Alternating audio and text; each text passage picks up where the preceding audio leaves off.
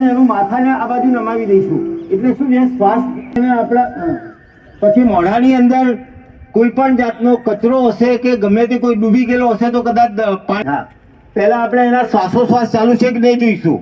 તો આપણો ડાબો કાન જોઈશું એટલે આપણા કાનની અંદર આપણે એના શ્વાસ જો ચાલુ હશે ને તો આપણા કાનની અંદર એનું આપણે સાંભળી શકીશું કે ભાઈ આ શ્વાસોશ્વાસ ચાલુ છે.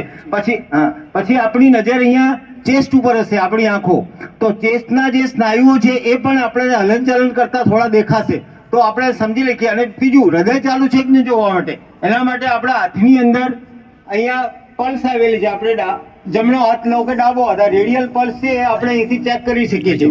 જો પલ્સ ચાલુ છે તો આપણે, અથવા તો બીજો કયો રસ્તો છે તો આપણે એના હૃદયના ઉપર અહીંયા હાથ મૂકીશું તો પણ આપણને હૃદયના ધબકારા અહીંયા આપણને ફીલ થશે. ત્રીજે ઠેકાણે આપણે એને જો હૃદય ચાલુ છે કે નહીં એ જોવા માટે આપણે એને અહીંયા કેરોટીડ કરીને આર્ટરી આવેલી છે ત્યાં આપણે એને જોઈ શકીશું ગરદનની બાજુની અંદરથી. આ જોયા પછી હવે દાખલા તરીકે એનું હૃદય ચાલુ છે, એના શ્વાસોશ્વાસ ચાલુ છે, અત્યારે એને સીપીઆર આપવાનો નથી. આપણે એ વ્યક્તિને વહેલામાં વહેલી તકે કોઈ મોટા સેન્ટરમાં આપણે એને રિફર કરવાનો છે. એ ટાઈમે આપણે શું કરીશું, આપણે 108 ને ફોન કરીશું. 108 ને ફોન કેવી રીતે કરશો એ બી કદાચ લગભગ મેજોરિટી ચાલે, પણ એ બહુ ટૂંકાળની અંદર કરવાનો હોય છે કે ભાઈ હું ડૉક્ટર પીસી પંચાલ DNP આર્ટ્સ ગર્લ્સ હાઈસ્કૂલના પ્રાંગણમાં ઊભો છું અને અહીંયા એક એક્સિડન્ટ થયેલો છે. એક ભાઈ બિલકુલ બેભાન છે, એમના હૃદયને ફેફસા એટલે બેભાન છે અને એમના ફેફસાને હૃદય મિલને ચાલુ છે એટલે તરત જ ત્યાં એ લોકો એમના સેન્ટરમાં જાણ કરશે અને તરત જ તમને એમ્બ્યુલન્સની સેવા અથવા તો 108ની સેવા અહીંયા તમને મળી જશે અને આપણે એને મોકલી શકીશું. પણ હવે એ ટાઈમે કદાચ હૃદય અને ફેફસા ચાલુ નથી અને એક્સિડન્ટ થયેલો છે, ડ્રાઉનિંગના લીધે છે, જે બધાના લીધે, તો આપણે એને CPR આપીશું. CPR એટલે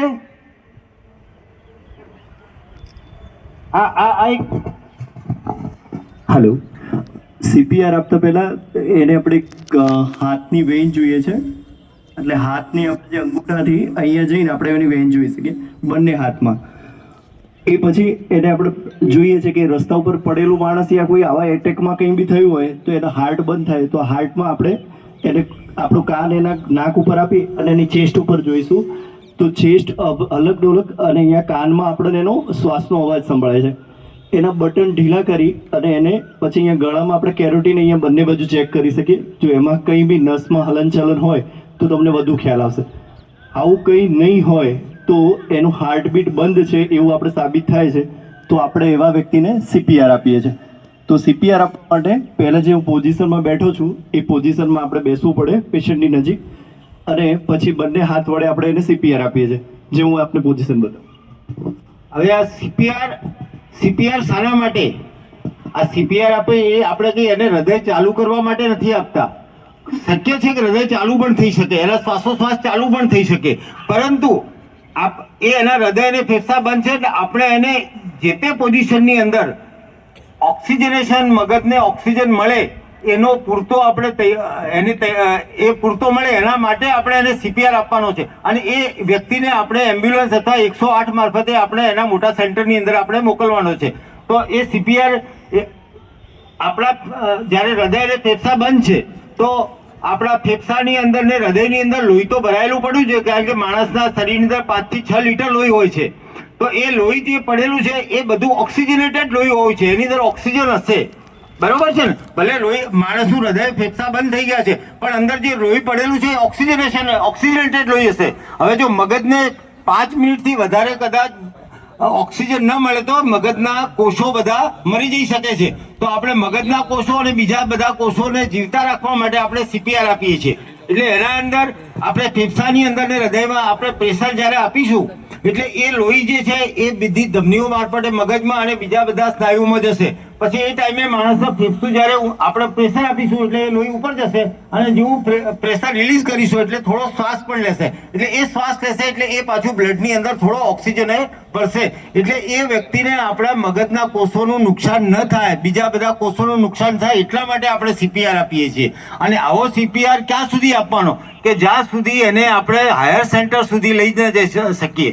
હવે એક હાયર સેન્ટર ઉપર લઈ જઈએ ને ત્યાં ડૉક્ટરને કાર્ડિયોલોજીસ્ટ છે તો ત્યાં એ જોશે કે ભાઈ આનું હાર્ટ છે બંધ થયું, કાર્ડિયાક એરેસ્ટ થઈ ગયો છે, તો એ વખતે એને ડિફિબ્રિલેટરના શોક પણ આપીને કદાચ ચાલુ થઈ શકશે, અથવા તો બીજી જે પણ કોઈ ટ્રીટમેન્ટ હોય એને આપી શકીએ. પણ આપણે ત્યાં સુધી એના કોષો મરી ન જાય એટલા માટે આપણે CPR આપીએ છીએ. હવે CPR આપવાની રીત કેવી છે દેવેન્દ્રભાઈ તમને પ્રેક્ટિકલી બતાવે છે. આપણે CPR આપીએ છીએ એટલે ખાસ કરીને એટલી વસ્તુ ધ્યાન રાખવાની છે કે નક્કી કેવી રીતે કરીશું કે ક્યાં CPR આપીએ. એટલે હાર્ટની વચ્ચે વચ્ચે આપીએ છીએ. આપણું હાર્ટ વચ્ચે વચ્ચે હોય છે, લેફ્ટ સાઈડ નથી હોતું, એ ડાબી બાજુ થોડું નમેલું હોય. એટલે વચ્ચે આપણે નક્કી કરવા માટે જો ફાસ્ટ આપણે જો સમજ પડે સીધી ભાષામાં તો ડૂંટીથી એક વેત ઉપર અને અહીંયા કાંઠલો નીકળ્યો એનાથી એક વેત નીચે, નિપલ્સની લાઇનમાં, આપણે છાતીમાં નિપલ્સ હોય એની લાઇનમાં. એડલ્ટ વ્યક્તિ હોય તો 1.5 થી 2 ઇંચ એની ચેસ્ટ દબાવવી જોઈએ. એવી રીતે આવી રીતે કરી અને આ રીતે તમારા હાથ બે લોક કરવાના હોય છે આવી રીતે બેઠા છીએ. અને આપણો આ સેન્ટર છે, ચેસ્ટનું સેન્ટર છે, અને આપણી જે આ બે નિપલ છે એના વચ્ચોવચ્ચ થોડુંક નીચેના ભાગે ઘૂંટણની અંદર ઘૂંટણ ઉપર બેસવાનું છે. આ બંને હાથ આપણે સીધા રાખવાના, સ્ટ્રેટ રાખવાના, અને વાળવાના નથી. અને આપણે થ્રસ્ટ આપવાનો છે, દબાણ આપવાનું છે. એ દબાણ એટલું હોવું જોઈએ કે છાતીનો આગળનો ભાગ 1.5 થી 2 ઇંચ અંદર દબાવવો જોઈએ, તો જ એ બ્લડ જે છે એ ઓક્સિજનેટેડ બ્લડ ઉપર જશે. અને કેટલી વાર દબાવવાનો છે તો એના માટે આપણે 1 મિનિટના 100 થી 120 થ્રસ્ટ આપવાના છે. એકચ્યુઅલી તો આપણું હૃદય 70 થી 80 વખત ધબકે છે મિનિટના, પણ આપણે અહીંયા 100 થી 120 થ્રસ્ટ આપવાના છે. કેમ એમ કે ભાઈ આપણે જ્યારે પણ એક થ્રસ્ટ આપીશું, આપણે મિનિટના 70 થ્રસ્ટ આપવાનું વિચાર્યું છે, તો એ વખતે આપણે આપીશું થ્રસ્ટ, તો એ જે લોહીનો થ્રસ્ટ આપેલો ઉપર ગયેલું લોહી પાછું રિટર્ન થઈ જશે.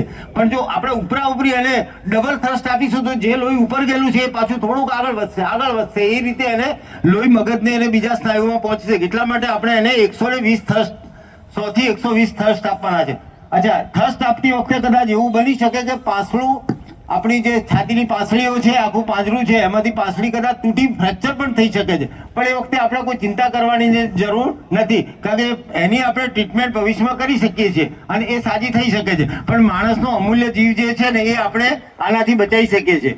અને અત્યારે તમે કદાચ છાપામાં બધા વાંચતા હશો કે ગણેશ ઠેકાણે આવા બધા કિસ્સા બનેલા છે, એસટીમાં ત્યાં આવી રીતે CPR આપવાથી ઘણા લોકોના જીવ બચી ગયા છે. ઘણી વખત તો હાર્ટ ચાલુ પણ થઈ શકે છે, પણ એ આપણે વિચારવાનું, આપણે તો એને સારા સેન્ટર ઉપર મોકલી શકીએ ત્યાં સુધી આપણે CPR આપવાનો છે.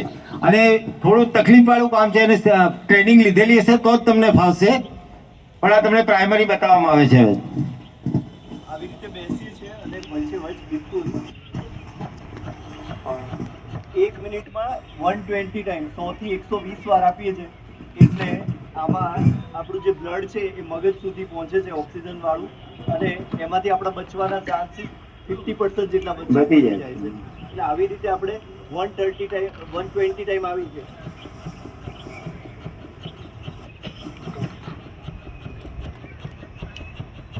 એવી રીતે 120 ટાઈમ 100 to 120 ટાઈમ આપણે આપી શકીએ છીએ. એટલે હવે એ આપ્યા પછી આપણે એને કન્ટિન્યુઅસ ચાલુ રાખવાના. હવે એ ટાઈમે એક જ માણસ જો હશે આ CPR આપવા માટે તો એ થાકી જશે, તો આપણે બીજો એક સ્ટેન્ડ બાય માણસને પણ આપણે તાત્કાલિક ફોન કરીને બોલાવી લેવો પડશે એ ટાઈમે.